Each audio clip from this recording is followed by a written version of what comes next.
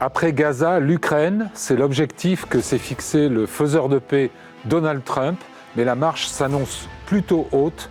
Alors le modèle, la méthode Trump est-elle transposable de Gaza à Kiev ? Donald Trump est-il sous l'influence de Vladimir Poutine ? Les Ukrainiens et les Européens ont-ils d'autres choix que d'en passer par le président américain ? De tout cela, nous parlons ce soir avec mes invités dans le club Le Figaro International.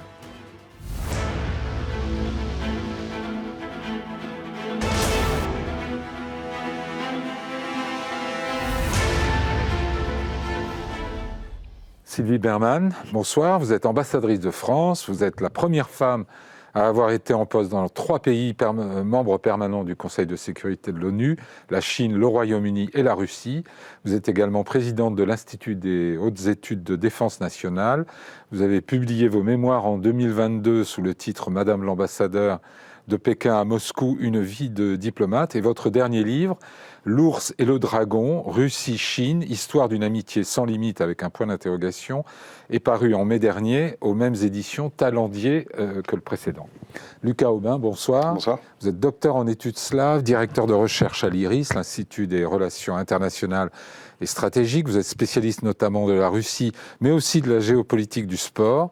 Et vous êtes membre du Centre de recherche pluridisciplinaire multilingue de l'Université Paris-Nanterre. Vous êtes l'auteur notamment d'une géopolitique de la Russie, qui est parue en 2022, mais dont une édition augmentée et mise à jour paraîtra le mois prochain aux éditions de la Découverte. Isabelle Lasserre, bonsoir. Bonsoir. Vous êtes la correspondante diplomatique du Figaro. Vous avez été grand reporter dans les Balkans et l'ex-URSS, ainsi que correspondante à Moscou. Vous avez signé de nombreux ouvrages, dont le dernier vient juste de paraître le 15 octobre, Les fantômes de Munich, l'Europe face aux défis du monde contemporain, aux éditions de l'Observatoire. Et Cyril Louis, bonsoir. Bonsoir. Vous êtes grand reporter et rédacteur en chef adjoint du service international du Figaro. Et vous avez couvert à la fois la guerre en Ukraine depuis 2022 et la politique américaine depuis la réélection de Donald Trump. Alors commençons peut-être par ce passage qu'a voulu faire Trump de Gaza à l'Ukraine, porté par son élan. On a vu qu'il avait beaucoup apprécié les applaudissements universels reçus après la paix à Gaza. Est-ce que la méthode Trump, pour vous, Sylvie Bermann, a des chances de marcher de la même manière ou en l'adaptant en Ukraine comme elle a fonctionné sur Gaza jusqu'à preuve du contraire ? Alors je pense que ça peut marcher, mais un jour, pas demain, probablement pas à Budapest, mais après tout, la diplomatie, c'est à chaque fois remettre l'ouvrage sur le métier, c'est pas un coup. Ouais. Donc il est possible que ça marche, c'est à la fois, bon, pour Vladimir Poutine, c'est plutôt la carotte que le bâton. Comme la carotte n'a pas marché, c'est-à-dire la réhabilitation sur la scène internationale, le lever des sanctions et une coopération économique, mais il a commencé à agiter le gros bâton, comme on disait à l'époque de Theodore Roosevelt, qui est un de ses modèles, oui. Et il a utilisé la menace de fourniture de Tomahawks dont il n'a jamais eu l'intention, de concrétiser. C'était plutôt un appât vis-à-vis de Vladimir Poutine. D'une certaine manière, ça a marché puisque Vladimir Poutine l'a appelé. Alors ensuite... Bon, on a l'impression que la girouette a changé, le vent a fait tourner la girouette ou pas ? Non, moi je pense qu'il a une méthode erratique, loufoque, iconoclaste, tous les adjectifs sont possibles, mais il sait où il veut aller. Alors en même temps, il a du mal... Sur l'Ukraine, vous identifiez le cap ? Oui, il veut un accord qui passera par une rétrocession de territoire, que ça plaise ou non. Alors on ne sait pas quel territoire, probablement pas ceux qui n'ont pas été conquis, ce qui est le problème aujourd'hui et la raison pour laquelle Vladimir Poutine ne peut pas accepter, parce qu'il veut tout le Donbass. Je pense que sur Zaporijjia, Kherson, bon, il y a une marge de négociation, mais il n'est pas mûr pour ça, parce que Vladimir Poutine est convaincu qu'il va gagner la guerre, c'est ce que lui disent ses généraux. Donc c'est pas mûr, mais ça ne veut pas dire qu'il ne faut pas discuter, qu'il ne faut pas se rencontrer, et en fait, je pense qu'il est assez clair dans ce qu'il veut faire. Et par exemple, au Moyen-Orient, très rapidement, Blinken, le secrétaire d'État de Biden, est allé 11 fois au Moyen-Orient pour obtenir la libération des otages. Qu'est-ce qu'il a obtenu ? Rien. Ouais. Et le seul qui a obtenu quelque chose, Donc, quoi qu'on en pense, c'est Donald Trump. Du côté de Trump. Isabelle Lasserre, vous avez vous aussi l'impression qu'il y a un cap qui est tenu, ou au contraire qu'on a eu un nouveau contre-pied, une nouvelle volte-face? Ça dépend des jours, mais je crois que... Au jour où nous parlons. Le cap qui est tenu, c'est la préférence russe de la part de Donald Trump, qui de temps en temps est perturbé, sans doute par l'influence de ceux qui, au sein de la Maison-Blanche, notamment tous les réganistes, lui demandent de s'engager davantage auprès de l'Ukraine, parfois des réactions européenne, et qui est perturbée aussi par la méthode qui consiste à essayer de renverser la table et de menacer les parties, surtout la partie ukrainienne, de l'apocalypse si elles ne se rendent pas. En l'occurrence, ça a été aussi le cas avec Vladimir Poutine, c'est-à-dire qu'on menace de toutes les foudres américaines pour essayer de se faire se rencontrer les deux protagonistes. Je pense que la ligne de Donald Trump, et là c'est la même qu'au Proche-Orient, c'est éteindre le feu de la guerre. Oui. Après, peu importe, je pense qu'il a... Ce qu'il veut, c'est un cessez-le-feu sur la ligne de front actuelle. La ligne est plus solide et plus engagée à long terme au Proche-Orient, où il ne s'agit pas seulement de faire cesser la guerre, mais il s'agit de creuser, d'étendre son succès du premier mandat, qui était les accords d'Abraham, et de les élargir à l'Arabie Saoudite, et vraiment de régler la paix au Proche-Orient. Tandis que sur le front de l'Est, il n'a pas du tout la même implication, il considère que c'est l'affaire de l'Europe, et ce qu'il veut, c'est que les armes se calment pour plus avoir cette espèce de dossier qui l'embarrasse à régler et pouvoir faire du business avec Poutine. Donc il y a beaucoup moins d'ambition politique, et c'est ce qui donne, à mon avis, sur le côté russo-ukrainien, plus cette impression de plus d'ératisme que sur le Proche-Orient. Lucas Aubin, la comparaison vous paraît pertinente. Côté Gaza, il y avait au moins un plan, en 20 points, etc. Est-ce qu'il y a un plan? Est-ce que vous voyez un plan chez Trump, ou bien c'est le plan de Poutine? Pour le moment, c'est difficile de dire si Donald Trump a véritablement un plan. Et on a quand même la sensation qu'il se fait un peu balader, pardonnez-moi l'expression, par justement Vladimir Poutine, qui lui, pour le coup, en a un plan. Et celui-ci, je crois qu'il c'est toujours le même depuis le début. En fait, il souhaite une alternance au sommet du régime ukrainien pour avoir un dirigeant ou une dirigeante plus favorable à la Russie. Il souhaite une démilitarisation de l'Ukraine également. Donc ça passe justement par l'abandon de tout lien avec l'OTAN à un moment donné. Donc ça, c'est le plan de Ça, c'est le plan Poutine. à long terme. L'exigence immédiate d'accepter un cessez-le-feu à condition que l'Ukraine cède des territoires qu'elle n'a pas encore perdus militairement, c'est quand même mettre la barre assez haut. Oui, c'est bien trop. Et je pense que même Vladimir Poutine ne se sent pas forcément très à l'aise en fait avec cette situation, parce que pour lui, ce serait l'occasion finalement pour l'Ukraine de se remobiliser militairement, de se préparer, en tout cas le fait qu'il y ait un cessez-le-feu, il se méfie du cessez-le-feu, c'est ce que vous... Oui, complètement. Je pense qu'il est sur une dynamique qui est plutôt favorable sur le terrain militaire. Vladimir Poutine aujourd'hui, même si on le sait, il perd énormément d'hommes tous les jours, etc. Oui, et puis on a une carte qui montre que depuis un an, la Russie a gagné à peu près 1% de territoire ukrainien. C'est très peu. Plus. Donc, mais dans le même temps, d'un point de vue diplomatique, on a une Ukraine qui, elle, est plus en difficulté, qui justement cherche de temps en temps à récupérer l'aura de Donald Trump, là à un moment donné, puis ne l'a plus le lendemain,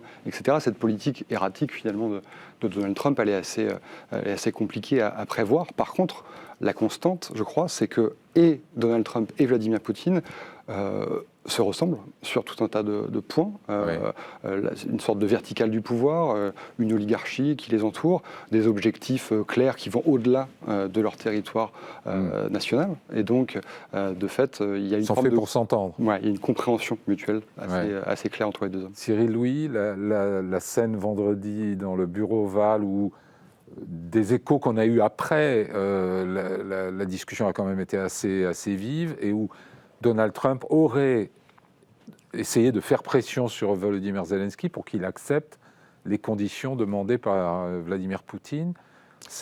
Oui, en fait, la méthode qu'il a employée à Gaza, pour autant qu'on comprenne, c'est qu'il a appliqué une pression très forte sur les deux acteurs, sur le Hamas par le biais de pays comme le Qatar, comme la Turquie. et directement sur Benjamin Netanyahou en lui disant qu'il était maintenant temps d'arrêter les frais. Et c'est une chose qui est en fait assez rare dans l'histoire récente du conflit israélo-palestinien. C'est peut-être là où le Blinken dont vous parliez n'osait pas faire assez pression sur les dirigeants israéliens. Et le truc, c'est que s'agissant de la guerre en Ukraine, on a le sentiment que pour l'instant, il applique des pressions de façon très asymétrique entre ces deux interlocuteurs. Forte, voire très brutale avec Volodymyr Zelensky, comme on l'a vu au mois de février dernier lors de l'altercation dans le bureau ovale, et beaucoup plus mesurée avec Vladimir Poutine. Alors c'est vrai que ces dernières semaines, il a fait flotter cette menace de livrer des missiles Tomahawk de longue portée à l'Ukraine. C'est vrai qu'on a aussi appris dans un article du Financial Times que les États-Unis avaient aidé de façon assez substantielle l'armée ukrainienne à mener des frappes de drones contre les infrastructures énergétiques en Russie, ce qui a pour effet de provoquer des pénuries de carburant, une hausse des prix en Russie, et dont on peut se dire qu'à terme, ça pourrait fragiliser le pays. Mais on voit bien aussi que dès que Vladimir Poutine décroche son téléphone, il parvient de manière assez efficace à amadouer Donald Trump et à le faire reculer. Oui. Vous avez parlé des relais les uns les autres au Proche-Orient. Clairement, le Qatar, la Turquie, l'Égypte ont aidé les États-Unis en faisant pression sur le Hamas. Est-ce que là, Trump aurait besoin, par exemple, du relais de la Chine pour faire pression sur la Russie? Mais ce n'est pas ce qui se passe, puisque la Chine joue dans l'autre camp, Sylvie Bermann. Oui, puis la Chine n'est pas véritablement en mesure de faire des pressions sur Vladimir Poutine. Vraiment ? On parle toujours de vassalisation, mais il n'y a pas de vassalisation. Il y a un partenariat inéquitable. D'après ce que je sais, à chaque fois, Xi Jinping dit à Vladimir Poutine qu'il devrait trouver une solution de dialogue. Mais vous savez, la Chine, à chaque fois qu'il y a un conflit, elle dit il faut trouver un accord de paix, il faut dialoguer. Ce sont des phrases toutes faites qui ne recouvrent pas toute faite. Mais si effectivement Donald Trump le voulait vraiment, il pourrait peut-être effectivement obtenir que la Chine intervienne plus fortement auprès de Vladimir Poutine. Et la Chine est quand même engagée dans la guerre de plus en plus aux côtés de la Russie. Elle est engagée pas à 100%, c'est-à-dire elle fournit des machines-outils qui contiennent des biens à double usage et qui sont utiles à l'effort de guerre. Elle achète effectivement du pétrole et du gaz, mais elle n'a jamais reconnu l'annexion ni de l'Ukraine, ni de la Crimée, ni des territoires annexés par Vladimir Poutine. Dans le Donbass, oui. Donc elle ne soutient pas réellement la guerre, mais elle ne peut pas lâcher la Russie, parce qu'elle aura peut-être besoin de la Russie un jour. Mais pourquoi pas, effectivement, puisque les Américains avaient bien demandé, c'était l'époque de Biden, aux Chinois d'intervenir quand on avait craint que Poutine utilise des armes nucléaires tactiques après la prise de Kherson. Et la Chine l'avait fait, donc pourquoi pas ? C'est quelque chose que vous pensez imaginable. La semaine prochaine, il doit y avoir un sommet entre Xi Jinping et Donald Trump. Est-ce que ça peut être un objectif de Trump d'essayer d'enrôler le président chinois ? Moi, je pense que c'est un de ses objectifs qui est une pure illusion. C'est-à-dire que depuis que tout le monde a dit la Russie va être la vassale de la Chine, cette alliance ne peut pas tenir, les deux puissances et les deux économies sont vraiment trop disparates, eh bien, en fait, cette alliance, cette coopération, plus exactement, et cette amitié sans limite n'a fait que se développer, au point de devenir assez forte. Et d'ailleurs, tout à fait récemment, il y a 15 jours ou 3 semaines, sont sorties des informations selon lesquelles Moscou et Pékin discutaient aujourd'hui d'une coopération, notamment dans le domaine des troupes aéroportées, en cas d'attaque militaire de la Chine contre Taïwan. Et on ne peut pas du tout exclure qu'un jour, l'aide de la Chine à la Russie, qui pour l'instant est payé de retour. Effectivement Non, se développent et deviennent complètement ouvertes. C'est-à-dire que la Chine se présente au début comme un pays neutre dans la guerre. En fait, c'est un engagement auprès de la Russie. Donc le plan de Trump, il a complètement capoté là-dessus, qui était aussi l'espoir des Européens. Et d'ailleurs, entre Trump parenthèses, qui a déclaré, je crois, entre parenthèses, juste une phrase, si Trump fait monter la pression au Venezuela, c'est entre autres aussi pour lutter contre la présence et l'influence de la Chine et de la Russie qui vont grandissantes au Venezuela. Et Trump a déclaré aujourd'hui ou hier qu'il pensait que la Chine n'envahirait pas Taïwan. On est rassurés. On est rassurés. Lucas Aubin, pour vous, Trump ne peut pas tordre le bras de Vladimir Poutine ou ne souhaite pas, ou un mélange des deux ? C'est difficile. Qui est vraiment dans la tête de Donald Trump aujourd'hui ? Je crois que c'est très compliqué de le dire. Je pense qu'il aimerait bien avoir une victoire diplomatique sur le terrain, pouvoir dire qu'il a été un faiseur de paix à nouveau, entre guillemets, évidemment, comme il a pu l'être, entre guillemets, à nouveau dans d'autres terrains de guerre aujourd'hui. Très honnêtement, j'ai du mal à y croire. J'ai du mal à y croire parce qu'en plus, là, vous évoquiez Xi Jinping, mais en fait, Xi Jinping, je crois que son intérêt, il est dans une certaine mesure d'affaiblir également l'Occident, comme essaye de le faire Vladimir Poutine, donc le diviser, donc séparer d'une part les États-Unis de l'Union européenne pour avoir à affronter une entité qui a des difficultés à s'unir, l'UE évidemment. Donc je crois qu'il faut se souvenir quand même que Vladimir Poutine et Xi Jinping s'étaient rencontrés il y a 2 ans, je crois. Xi Jinping avait dit au moment de dire au revoir à Vladimir Poutine, nous vivons un instant comme il ne s'en est pas produit depuis des centaines d'années, en réalité. Donc il faut qu'on en profite. Et cet instant, quel est-il ? C'est l'instant de l'affaiblissement, dans une certaine mesure, de l'Occident. En tout cas, c'est comme ça que c'est perçu, au profit de puissances non occidentales qui pourraient émerger, ou qui ont déjà émergé, évidemment. Que ce soit dans ce contexte, qu'est-ce qu'on peut attendre du prochain rendez-vous entre Donald Trump et Vladimir Poutine à Budapest ? Cyril Louis ? Si on s'inspire de leur précédente rencontre à Anchorage, 15 août, il faut en tout cas l'aborder avec beaucoup de prudence. Sur le moment, ils ont affiché leur proximité, leur retrouvailles. Trump a fait assaut d'hospitalité et d'aimabilité et a offert tous les honneurs à Vladimir Poutine. Et puis on a appris par la suite que la rencontre s'était pas si bien passée que ça, que Poutine, semble-t-il, avait même à un moment un peu assommé son interlocuteur avec des considérations semblables à celles qu'il avait développées dans les heures qui avaient précédé le début de la guerre en Ukraine sur l'histoire centenaire, séculaire de la relation entre la Russie et l'Ukraine. Et visiblement, il a fini par épuiser la patience de Donald Trump. Et puis, sur le fond, encore une fois, on a le sentiment que Poutine ne bouge pas, qu'il n'est pas prêt à transiger sur ce que sont depuis le début ses buts de guerre. Zelensky, lui, je pense, peut très difficilement renoncer à des territoires ukrainiens sans s'exposer à la colère assez légitime de son opinion publique. Et donc là, peut-être que la méthode Trump trouve ses limites. Ouais. Je voudrais qu'on écoute un extrait d'une déclaration de Donald Trump vendredi, justement, avant de recevoir Zelensky. Il évoque Anchorage et il y a quelque chose qui mérite d'être relevé. On l'écoute. We'll be talking about what took place yesterday with my phone call with President Putin. And I think that things are coming along pretty well. It began with Alaska, where I think certain guidelines were discussed, and we want to see if we can get this done. This was long ago into the Biden administration. I came here and we inherited this, and we'd like to see if we could finish it, end it. We want it ended. So many people have died in this war, and we're gonna get it ended.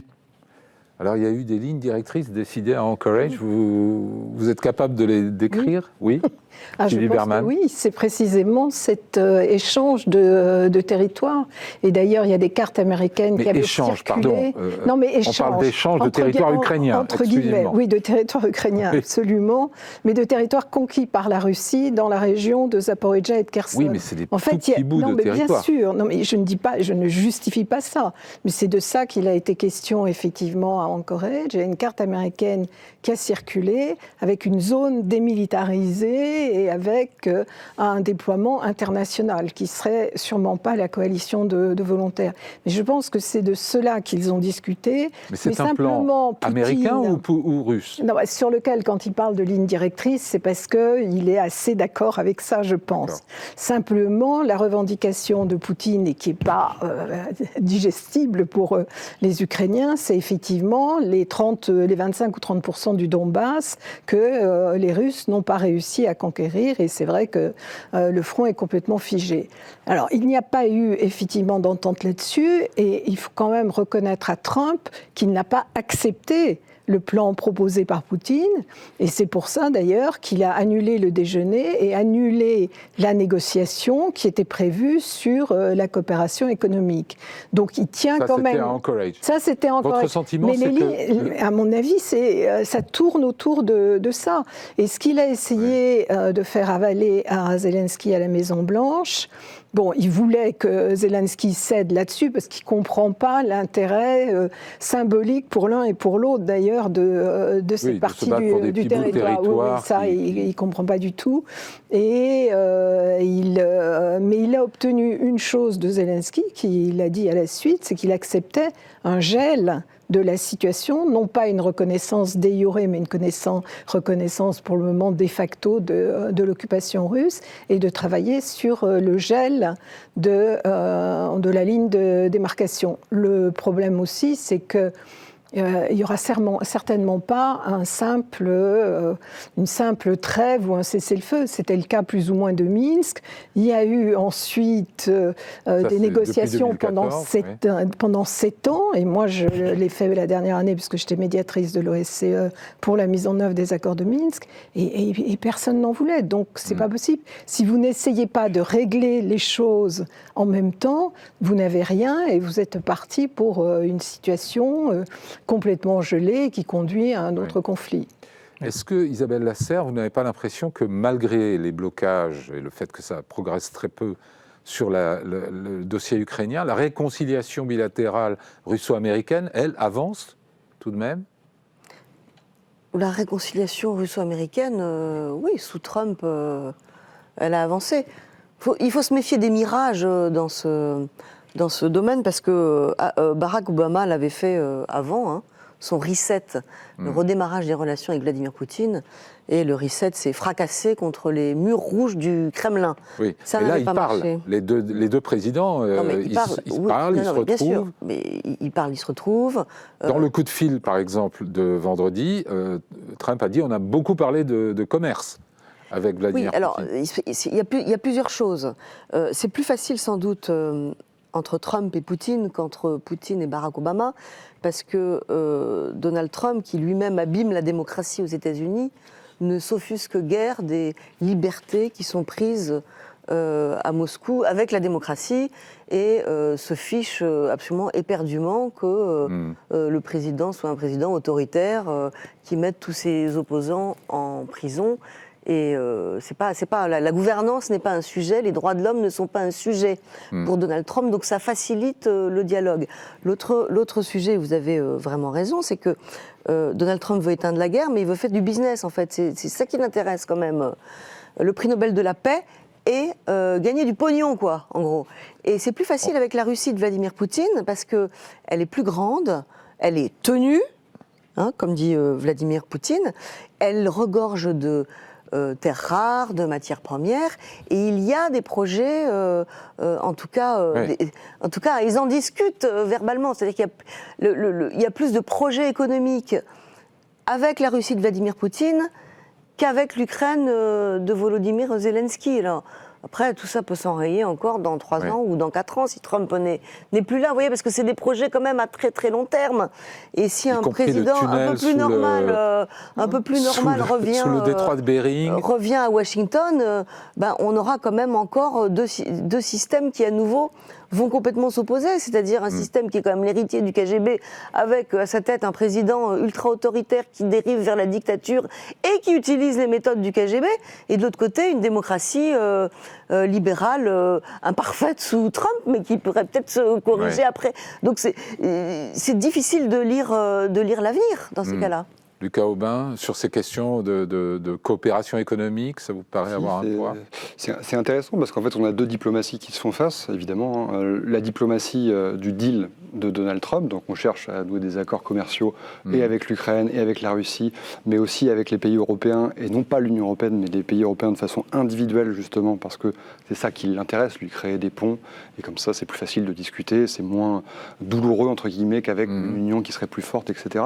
Et en face de cette diplomatie du deal, on a la diplomatie du Messie, j'allais dire, de Vladimir Poutine, qui lui a une vision beaucoup plus à long terme, qui considère qu'il faut rallier les peuples slaves qui sont situés au Bélarus, en Ukraine, potentiellement du côté de la Moldavie, etc. Et donc qui a une vision qui est beaucoup plus long-termiste. Donc finalement, ces accords économiques, oui, ils peuvent être intéressants à un instant T, mais je crois que, de mon point de vue, ça ne tient pas sur la durée. Tant que Vladimir Poutine sera là, en tout cas, ça m'étonnerait qu'il abandonne ses objectifs, comme on les a dit tout à l'heure, qui sont justement d'essayer de faire en sorte que l'Ukraine change de posture, en fait, cesse de regarder à l'ouest, mais regarde davantage à l'est.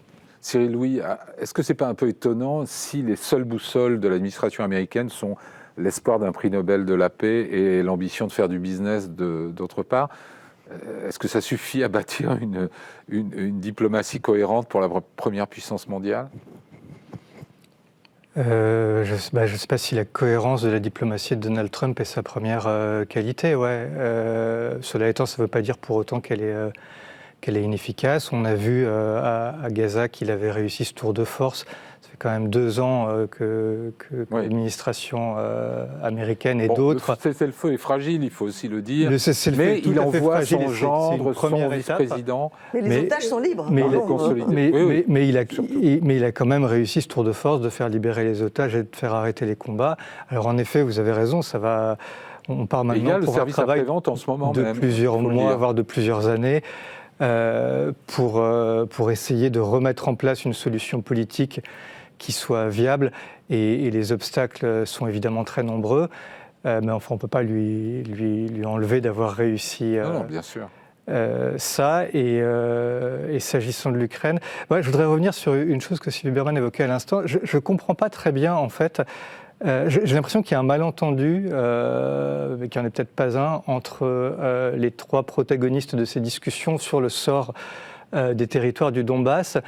Je crois que Vladimir Poutine, lui, ce qu'il veut, c'est que Volodymyr Zelensky vienne à la table de négociation et dise « Je reconnais que la Russie est souveraine dans le Donbass ». Or ça...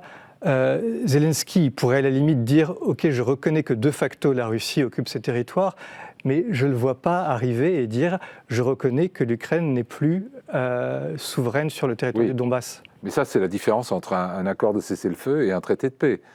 On est très loin de parler d'un traité de paix. Vladimir Poutine passe son temps depuis 3 ans à dire que ce qu'il veut, c'est traiter les causes profondes du conflit, et ça, c'est la cause profonde du conflit. Je pense, j'ai pas le sentiment qu'il soit prêt à se satisfaire en l'état d'une reconnaissance de l'occupation de facto du Donbass par l'Ukraine, par la Russie. Je suis complètement d'accord avec ça. Véritablement, pour Vladimir Poutine, l'objectif, il est beaucoup plus large que ça, en réalité. Donc, même vous avez évoqué le fait qu'il aimerait avoir Volodymyr Zelensky à la table des négociations. Moi, je ne suis même pas certain que c'est quelque chose qu'il accepterait, parce qu'en fait, il considère qu'il est plus légitime depuis qu'il n'a pas organisé les élections, pour toutes les raisons qui sont parfaitement valables, évidemment. Ça veut dire que Trump se trompe quand il dit « Je suis convaincu que Vladimir Poutine veut un arrêt des combats, un arrêt de la guerre ». Sylvie Berman. Probablement. C'est-à-dire qu'il veut un arrêt de la guerre, mais à ses conditions, c'est-à-dire une reddition de l'Ukraine. En même temps, Trump, qui reste l'homme le plus puissant au monde quand même, a des marges de manœuvre. Et il continuera. Si Budapest est un échec, eh bien, il remettra encore une fois l'ouvrage sur le métier parce qu'il y tient. Et puis, on verra comment les choses évolueront. Ça dépendra aussi de la situation sur le front, parce que pour le moment, comme vous l'avez dit tout à l'heure, elle n'est pas favorable à l'Ukraine, même si la Russie n'arrive pas véritablement à faire une mais il tient quand même, l'Ukraine tient. L'Ukraine tient, mais elle est quand même en situation défensive. Oui, l'Ukraine tient. Alors, il y a autre chose qu'a dit Donald Trump, et qui finalement est assez raisonnable pour lui, c'est dire vous n'avez qu'à déclarer victoire tous les deux. C'est-à-dire Vladimir Poutine, qui n'a pas d'opinion publique, peut décider du jour au lendemain ce qu'est la victoire. Et donc c'est pour ça que c'est difficile pour lui de lâcher le Donbass, puisque c'était un prétexte pour son intervention. En revanche, Volodymyr Zelensky a une opinion publique et effectivement c'est très difficile de lâcher. Mais vous pouvez considérer qu'il y a une victoire ukrainienne dans la mesure où ils ont maintenu leur souveraineté et leur indépendance, et où finalement ils ont gagné le soutien de l'Occident de manière générale, qu'il y aura une reconstruction et que finalement il y a un sentiment national ukrainien qui est beaucoup plus fort qu'il ne l'était avant. Donc de toute façon, à un moment donné, il faudra bien un accord de paix, et je pense que chacun peut définir la victoire qui sera contestée par l'autre. Et sur les territoires, vous avez raison, on n'est pas obligé de dire que c'est de facto déjuré. Bon, il y a un territoire qui est occupé, mais encore une fois... La spécialité de Poutine, c'est les conflits gelés. Bien sûr. C'est-à-dire qu'ils n'ont pas reçu de règlement politique. Mais quand vous avez l'amorce d'un règlement politique, encore une fois, c'était les accords de Minsk, et discuté pendant 7 ans, finalement pour aucun résultat, je pense que c'est une très mauvaise solution. Lucas Aubin, vous pensez aussi que Poutine pourrait déclarer demain qu'il a gagné la guerre, et ça marcherait avec son opinion publique, Il y a quand même tous ces blogueurs militaires, il y a tout un tas de gens qui sont, en tout cas en parole, encore plus extrémistes parfois que le président russe. Je pense que depuis le 24 février 2022, en fait, il a vraiment verticalisé son régime, contrôlé encore un peu plus les médias. C'était déjà le cas avant, mais là vraiment beaucoup plus. Il y a presque plus d'opposition médiatique aujourd'hui en Russie. Donc finalement, l'opinion vous la faites, évidemment. Donc ça, je pense que ce soit une victoire ou une défaite, Vladimir Poutine transformera ça, quoi qu'il arrive, en victoire militaire et diplomatique. Ça, c'est sans aucun doute. Maintenant, à quel moment il va vouloir s'arrêter ? Moi, c'est vraiment la question centrale pour moi, parce que j'ai pas du tout la sensation qu'il soit à bout de souffle. Au contraire, même si bien sûr que l'économie russe est militarisée. Elle a quand même des difficultés. Peut tenir dans la durée pour vous ? Il semblerait que oui. En tout cas, quand vous avez un système vertical de ce type-là, où vous pouvez mobiliser les oligarques à un instant T, que la population est, disons, mobilisée aussi, quand même, dans ce discours militaire guerrier, plutôt contre l'Occident collectif, puisque c'est ça qu'a dit. Maintenant, on parle aussi d'Europe collective. On ne fait pas la guerre à l'Ukraine, en fait, on fait la guerre à l'Occident. C'est beaucoup plus large que ça. De mon point de vue, aujourd'hui, il a un certain nombre de cartes en main, effectivement. Après, ça ne sous-entend pas du tout que la guerre est terminée et gagnée pour lui, bien entendu. Isabelle Lasserre, vous avez écrit que Volodymyr Zelensky avait eu le talent de bien décrypter Donald Trump. Vous croyez qu'il n'a pas été repris à revers quand même vendredi dernier, une fois de plus, parce qu'on en est à, j'ai compté 6 ou 7 volte-face du président américain depuis janvier, depuis le 28 février et la fameuse scène dans le bureau ovale. Est-ce qu'il a vraiment compris comment fonctionne le président américain ? Oui, il a compris comment fonctionne le président, mais il est impuissant à le faire complètement basculer de son côté.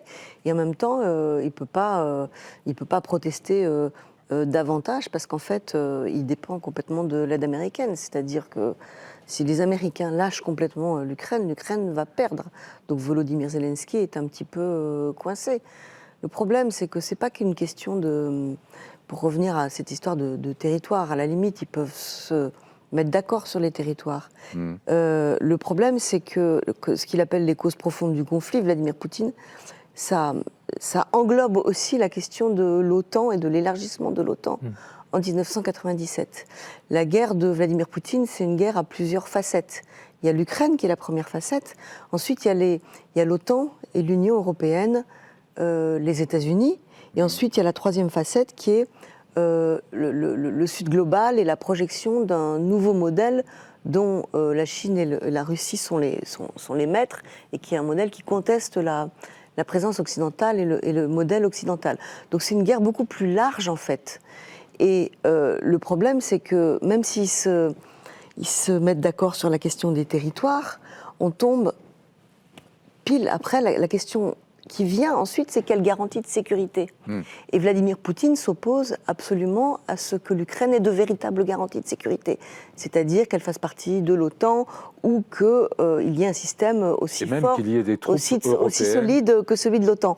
Or, là-dessus, Volodymyr, il peut céder un petit bout de territoire occupé, mais il ne peut pas céder là-dessus, puisque, en fait, ça veut dire quoi ? Ça veut dire que si un cessez-le-feu et qu'il n'y a pas de garantie de sécurité suffisante, et ben dans 3 ans, Poutine, qui a reconsolidé son armée, revient à Kiev et fait tomber Volodymyr Zelensky. Parce que comme il a fait toujours... En 3 ans, l'Ukraine aussi peut se réarmer. L'Ukraine aussi peut se réarmer, mais oui, elle peut se réarmer, oui. Enfin, pour l'instant, c'est toujours Poutine qui attaque et qui, toutes les X années, lance des attaques contre les pays voisins. Donc c'est ça le nœud aussi de la question. Vous avez dit, si les États-Unis arrêtent vraiment d'aider l'Ukraine, l'Ukraine perd. C'est quelque chose qui est clair et net aujourd'hui? Ce que fournissent les États-Unis et qui est irremplaçable à ce stade, c'est le renseignement. Et c'est grâce à ça d'ailleurs que l'Ukraine s'est défendue depuis le premier jour, parce qu'ils avaient averti des intentions du Kremlin, et également ils avaient averti sur l'attaque des forces spéciales à Gostomel, à l'aéroport de Gostomel, proche de Kiev, pour éliminer Volodymyr Zelensky. Ensuite, il y a eu une résistance ukrainienne, mais sans ce renseignement américain, il est probable que l'Ukraine aurait perdu dans les premiers jours.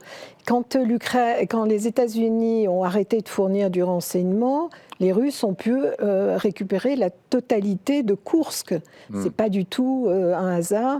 Et là, si ils ne le fournissent plus, c'est difficile. Et les Occidentaux et les Européens aujourd'hui qui disent on va aider l'Ukraine jusqu'au bout, il faut quand même savoir qu'en termes de fourniture d'armement, ça a diminué de 40% pendant l'été. Donc les Européens n'ont pas les moyens malgré leurs déclarations. Et en plus, un retrait américain entraînera forcément le retrait des alliés des États-Unis en Europe qui se diront, oh là là, on ne met plus les pieds là sans nos protecteurs américains. La question se posera pour l'Allemagne, ça c'est certain. Donc une division en plus des Européens. En plus, c'est-à-dire que c'est le moteur, et c'est le chapeau protecteur, les États-Unis. Cyril Louis, sur le front, sur les fronts d'Ukraine, c'est clair et net aussi que sans le renseignement américain, sans les armes américaines, tout s'écroulerait assez vite ou...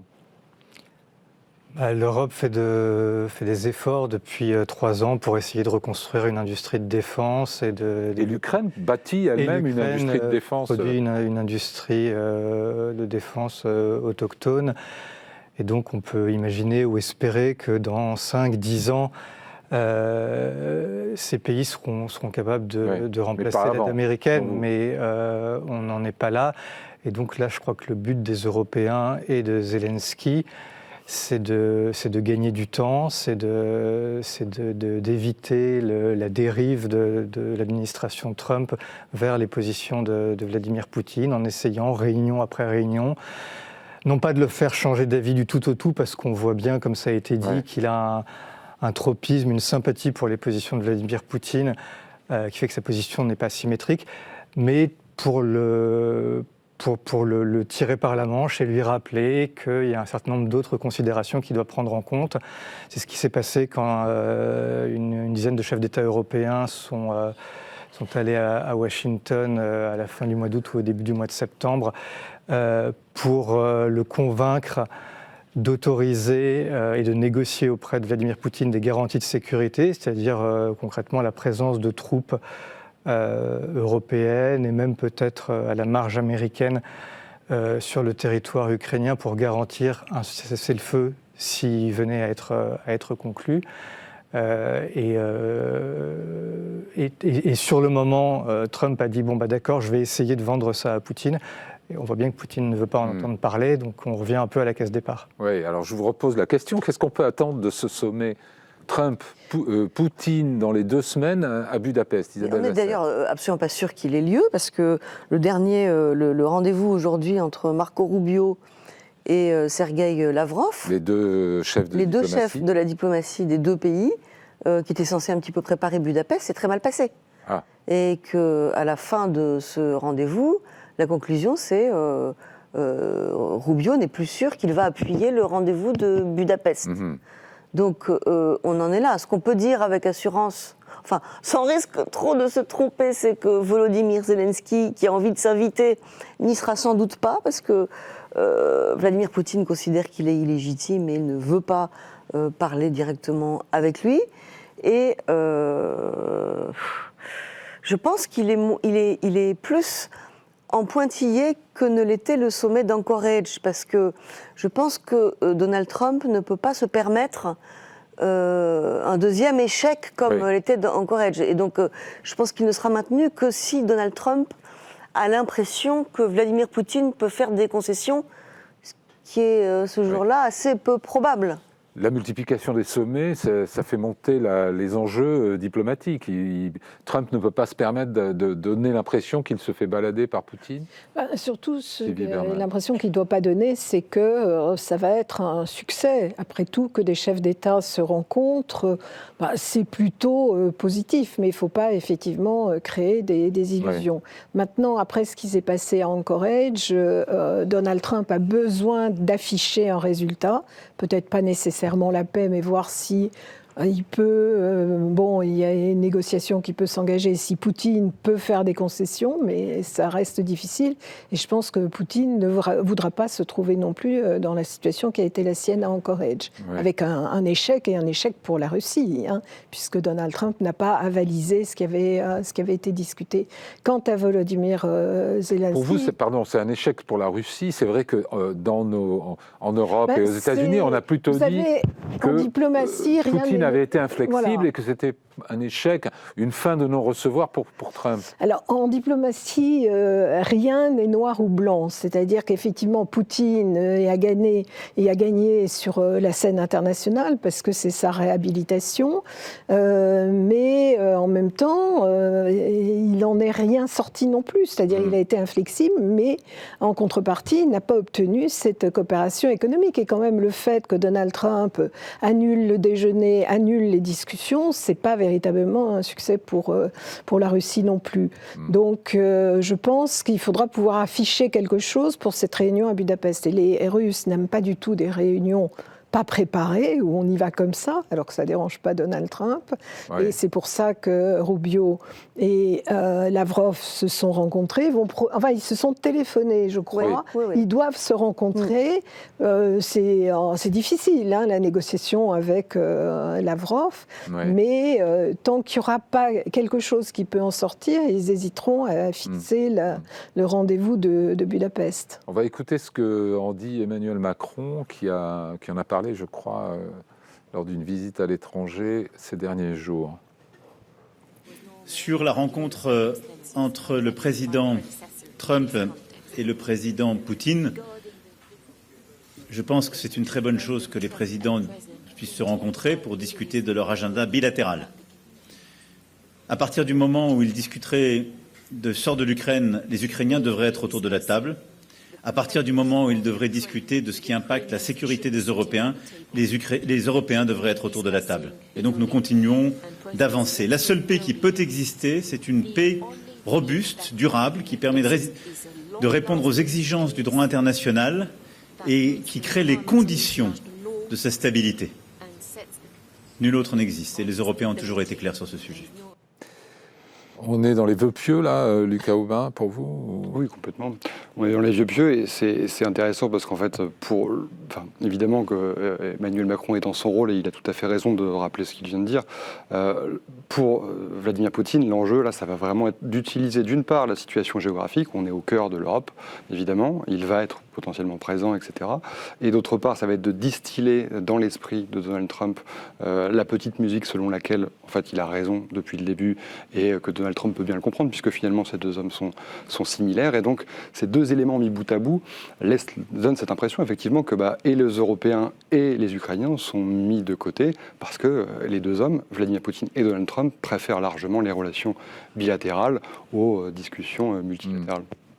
Cyril Louis, quand on voit la politique américaine en ce moment vis-à-vis de l'Amérique latine, par exemple, dans son jardin, comme on disait autrefois, tout ça, ce sont des arguments en faveur de laisser Poutine faire ce qu'il veut dans son propre jardin d'Europe centrale et orientale. Oui, on a un peu l'impression, en effet, que les deux hommes partagent l'idée, Trump et Poutine, qu'il est temps d'en revenir à une politique de sphère d'influence, chaque grande puissance étant maîtresse dans son arrière-cour. Donc en effet, Trump faisant la guerre en faisant fi de toutes les règles qui encadrent les relations entre nations contre les groupes de narcotrafiquants du Venezuela et d'autres pays. Et si on pousse le parallèle, Poutine serait libre de régler ses vieux contentieux historiques avec les pays qui sont ses voisins. Et c'est vrai que ça reflète un peu la symétrie dont on parlait tout à l'heure entre le traitement qu'il réserve à Poutine et le traitement qu'il réserve à Zelensky. On a le sentiment qu'il est plus à l'écoute des revendications basées sur l'histoire de Poutine que sur le respect du droit international défendu par Macron, par Zelensky et par les Européens. Ça en est fini de l'ordre international, Isabelle Lasserre? En tout cas, c'est ce qu'on a sous les yeux. Il y a deux choses, il y a l'ordre et le droit. L'ancien ordre international, il est en train de se casser la figure. Le nouveau n'a pas encore n'est pas encore émergé, donc là c'est un peu une phase chaotique de transition. Quant au droit international, parce que moi je vois la réunion de Budapest comme une provocation totale de la part de Trump et de Vladimir Poutine. Symboliquement, pour moi, c'est la mort du droit international. C'est-à-dire qu'on a un président qui a un mandat d'arrêt de la Cour pénale internationale, des présidents qui ne font que défendre le droit international, et Poutine va faire son grand retour en Europe. Personne ne va l'arrêter, et il va être accueilli en grande pompe par celui qui, en Europe, contribue à affaiblir le droit international, c'est-à-dire Orban, qui est contre l'aide à l'Ukraine et donc qui en fait proteste contre toute la politique de l'Union européenne oui. à l'Est. Si on est cynique, il y a une logique, c'est le meilleur ami en Europe de Poutine et de Trump. Oui, on est bien d'accord qu'il y a une logique de leur côté, mais si les Européens ne sont pas capables de faire capoter ce sommet, je ne vois pas ce qui reste, moi, de l'application du droit international. D'autant qu'il faut rappeler que Budapest, c'est le lieu...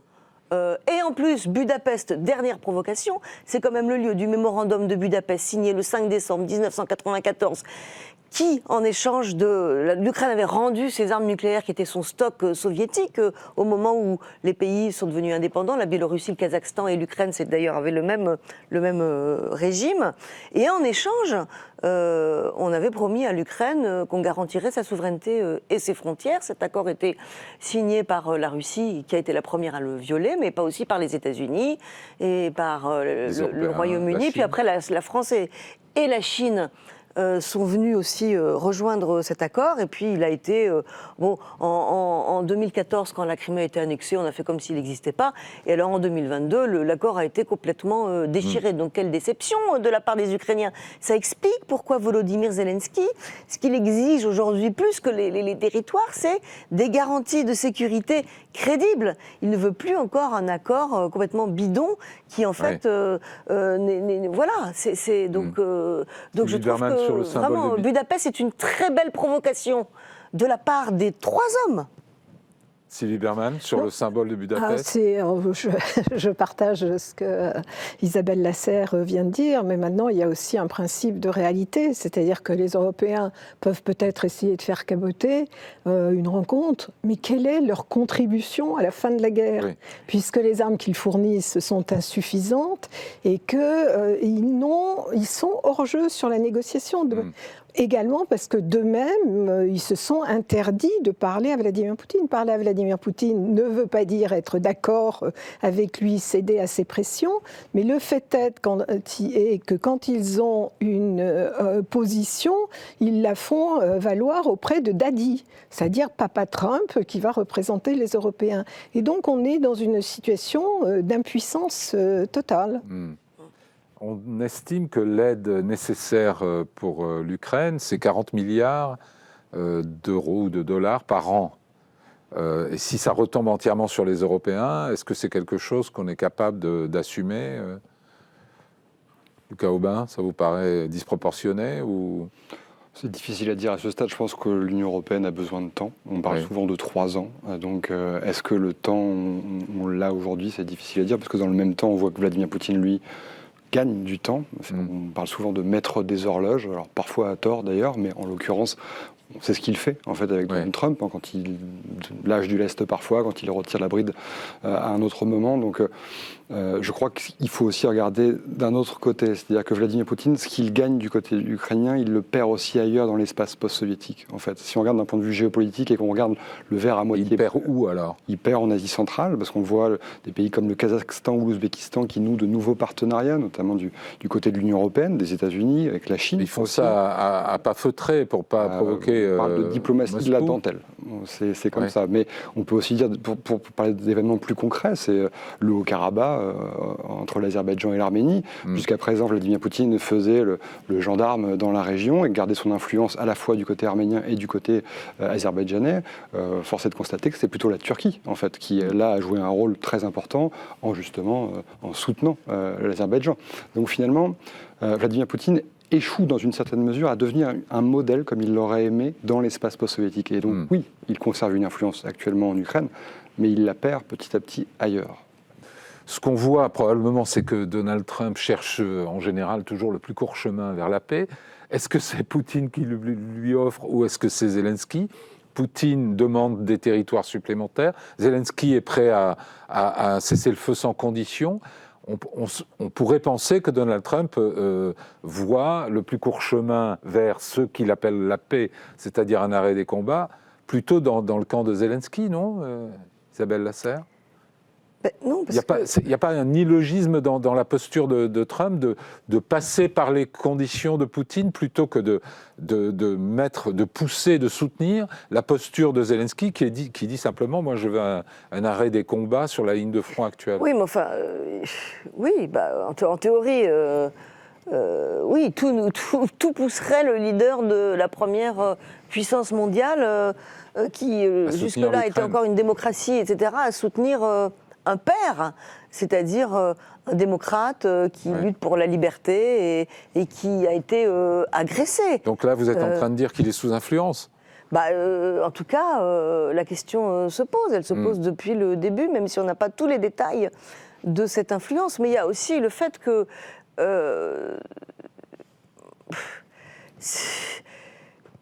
Les bras vous entendent. Non, mais c'est pas ça. Mais en fait, les exigences de Poutine sont beaucoup plus importantes que ça. C'est-à-dire que c'est pas juste les territoires, c'est aussi le départ de Volodymyr Zelensky, la soumission de l'Ukraine.